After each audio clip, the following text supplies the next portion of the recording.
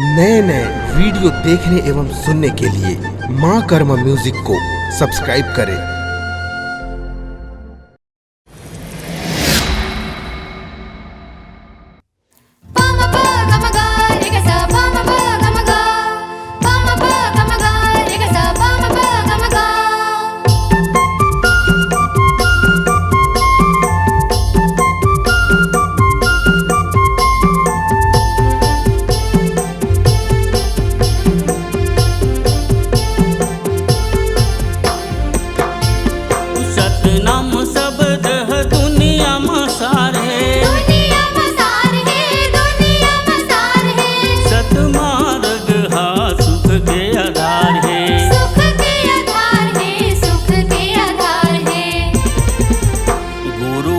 दास बोले अमृत वाणी, सुनोगा मानव प्राणी। सतनाम बिना जिंदगी बेकार, गुरु नाम बिना जिंदगी बेकार। गुरु घासीदास बोले अमृत वाणी, सुनोगा मानव प्राणी। सतनाम बिना जिंदगी बेकार, गुरु नाम बिना जिंदगी बेकार।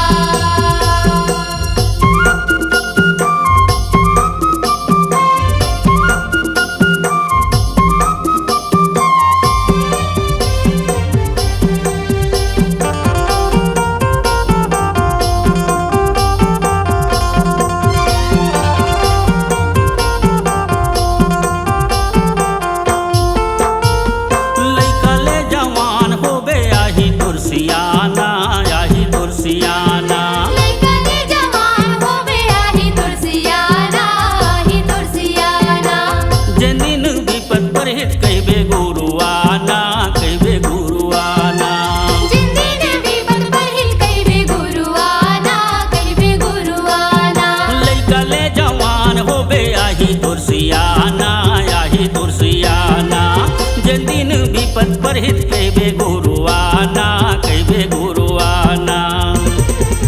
सत्य गुरु लगाही तोला पार, हो जाही तोर उद्धार। सतनाम बिना जिंदगी बेकार, गुरु नाम बिना जिंदगी बेकार। गुरु घासीदास बोले अमृत वाणी, सुनोगा मानव प्राणी। सतनाम बिना जिंदगी बेकार, गुरु नाम बिना जिंदगी बेकार।